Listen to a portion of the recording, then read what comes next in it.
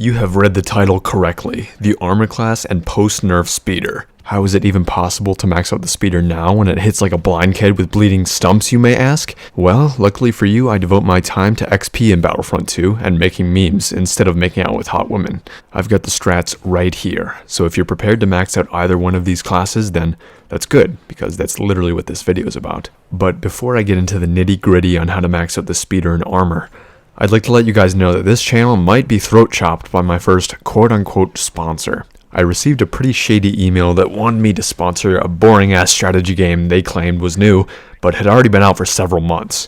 I only clicked on the doc presented in the email, but hey, if that's all they need to swallow my IP whole and wipe out my entire goddamn channel, well, joke's on me. If you wake up and see that I have no videos except for some 2.5 hour Bollywood movie, then you know shit has gone down. And if that happens, I want you guys to know that I love you all very much. But keep in mind that I'm wanted in 9 countries for leaking Gandhi's nudes, so you can count on me swinging back at these guys. You ever heard of the Houdini backdoor of 05? Exactly. I cover my tracks, bite hard, and fuck sideways. And to the shrimp dick wannabe hackers out there trying to lasso my channel out from under my nose, I hope your God is with you, because if you want to cut and run, you're gonna need some supernatural shit to pull you from my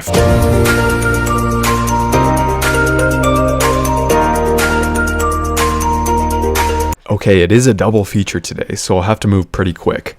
Wait, no I don't, I'm only covering 3 co-op maps in this entire goddamn video. But what are the maps and for which classes? Well, for the armor class, we'll be going over Geonosis and Felucia, and for the speeder, we're just going to do some Agent Kloss. But hey, you need to stick around because there's some gurgle brain strats in this video that may just save your life and accelerate your grind progress. So keep your eyes and tits peeled. Now for your XP hiking trip with the armor, you'll need purple star cards for repair systems, improved duration, and fast recharge. Here, we're going for more damage output with a sprinkle of sustainability. I think the quicker regen card on tanks is a lifesaver, more so than the bonus health. That is, if you know where and when to find the cover. We're dealing so much damage to these guys that it will be a rare occurrence to find yourself at low health. And for the speeder cards, we'll need purple cards for cooling systems, speeder offensive upgrade, and speeder systems upgrade. I know, right? Whoever had the job of naming star cards in this game was really the most creative person to ever exist in this plane of existence. And I won't even get into the hero descriptions in this game. I shouldn't. No. No. No. Okay, I'll talk about it. With Finn's description it says, FN2187 was trained since birth to serve the First Order as a soldier and a highly trained marksman. A skirmish on Jakku awakened his conscience and drove him down a different path, one that earned him the nickname Finn and established him as a leader of the resistance. This is a good description. It tells us everything we need to know about the character, pretty much, and it makes him sound like he'd be fun to play. Gives the character a bit of zip. Now stick with me, this is important. With some other characters, the bio style does a complete 180, and instead of talking about every ass hair in the character's lore like Finn, they explain the hero's abilities, giving new players a bit more insight on their strengths, what you should play into when using the character, and touching over their general toolkit. And whoever wrote these descriptions takes it a step further and does a third style of description. What the fuck is this piece of shit? I like to call this style, I'm a divorced father who just woke up from a blackout at Golden Corral and I don't feel like doing my job today. These character descriptions are so inconsistent and poor that I cannot imagine, even when utilizing the entirety of my brain, I cannot fathom this being done by one person. If the culprit who designed this eyesore is watching right now, I'd like you to know that you're a sick son of a bitch and have cost me part of my humanity. I'd also like to schedule a boxing match with you. 8 rounds in the ring with the whole world watching. Any donations go to charity and I will cover 100% of your hospital bill. If I win, I make a necklace out of your teeth, and if you win, I'll delete my channel, give you both of my arms, and my lucky fishing rod. Armor class on Felucia, you want to spawn in on the first phase to pick up an extra 3000 XP for the cap. Station yourself near objective B, but be careful to not push up too much. Even though you're in a cracked vehicle, you can still be taken down fast if you plant yourself right on the objective. So instead, hang back and shave off any droids trying to get onto the objective. Now for phase 2, we'll have to take this slow. Our goal is to get inside of B, and some of you may be saying, that's impossible, there's no way in. Dude, I do this for a living, just wait. Ease into mid with the tank and try to keep as much health as possible because you're going to need it. This is a jump that will transform you from beta to Chad. Come to this hut right here and hop over it by positioning your tank in the middle. And after you've hit second puberty, Fire everything!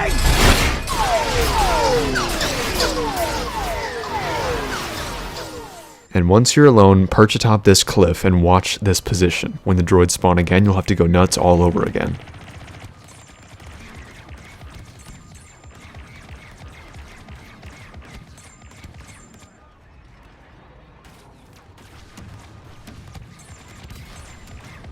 After you clear them, you can look to Objective A to clear those guys out a bit. But just remember to save your left and right abilities for the spawn chunk.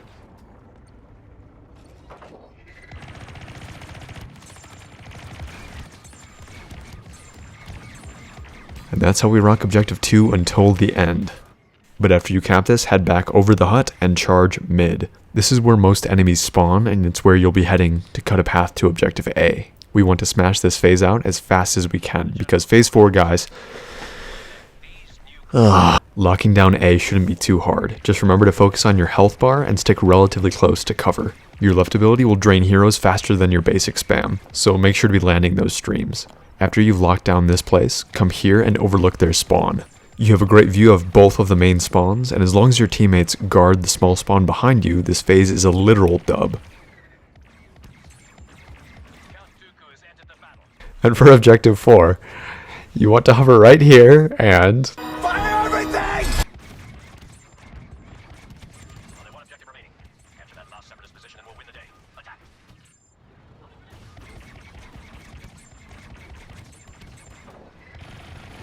To be or not to be.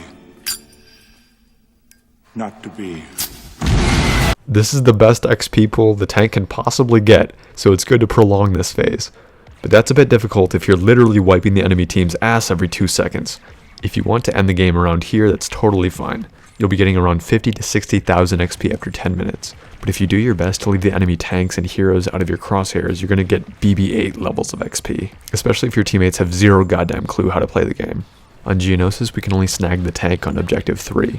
So you'd think that we wouldn't get nearly the same amount of XP as Felucia, right? Well, it's actually on par with Felucia, so you want to speedrun the first couple of objectives to get as much time as possible on phase 3 and 4. On phase 3, enemies are very spread out, and if you rush in too quick, there's a good chance that you will die. But if you chill here and snipe some droids for a bit, you'll be much better off. From here, you can help teammates pushing Objective A and take down any tanks giving them trouble. And trust me, you're one of the only things that can go toe-to-toe with these tanks. Friendly saber heroes will not be able to touch them at all, so more on that later. If you're feeling confident though, or you have to start capping a point, Objective B is the best for you. Lots of room to move back and hide, and we get a good view of the opposite spawn. It's very important on phase 4 to run the clock to 0.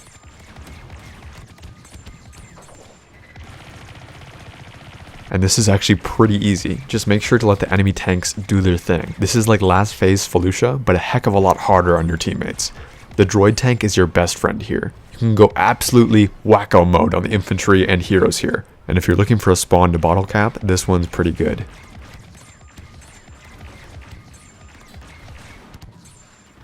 I joined this game 2 phases late, and after all was said and done, I got 50,000 XP with the tank after just 5 minutes. That is literally Chewbacca and BB-8 levels. This may not work best with insane teammates, but it sure as hell pays off with people who don't know what they're doing. Once you get all of the routes down, that's pretty much it for this grind. It's just as satisfying as a Palpatine grind in my opinion, and I have zero doubt that you will have an easy time. But now, onto the topic of post-nerf speeder. For those of you wanting to max this thing from, I don't know, level 25, I've got some good news and some bad news. The good news is that you can do this in 25 hours of total game time. The bad news is that you probably won't want to put yourself through this. I'm not going to do this. Hell, I'd rather stick my dick in a pencil sharpener. And that's coming from somebody who maxed out every hero. But if you want to max the speeder in about a day of total game time, I have the strategy you desire. We'll be using the speeder in one map today, and that map is Ajan Kloss. Part of the difficulty in this grind is getting this map, but it comes after Starkiller Base, so if you want to play that one out before getting here, that's totally cool. 33% of our XP on this map will come from capping objectives, so it should always be in your best interest to finish this game on phase 4. On phase 1, objective B and C are deadly to the speeder, so head to A. This is where enemies are most thin. Now at first you may have some difficulty landing shots with the speeder, and above that, killing enemies with it. Its damage is super nerfed, and it takes some real precision to take a trooper down. What makes it harder is that when stationary, the speeder's vertical aim control basically dies. You can combat this by firing from downward angles or firing while moving backwards or forwards. Don't ask me why that helps the aim, it just does. Another thing that really helps with this grind is your right and middle ability. Our star cards play into these two nicely, and they're our best way of dealing damage. But don't worry, if you're not getting many kills, or you're placing last on the leaderboard every single game, this is normal. Don't worry. Phase 2 is the most difficult part of this map. The best objective to go to is where your teammates are going. And from here, do your best to land shots. If you have high damage output teammates like the ATST or Palpatine, concentrate on one-tapping as many enemies as you can, because getting 8 assist bonuses is a lot better than wasting 15 seconds trying to kill one trooper. Now, once you're done with phase 2, it's important to, and I cannot stress this enough, you guys, I really can't, do not die. Do your absolute best to stay alive, because if you die, you cannot spawn back in as the speeder. Take this route up the right side. From here, we'll get a good view of the enemies fleeing back to objectives and have a decent shot into A.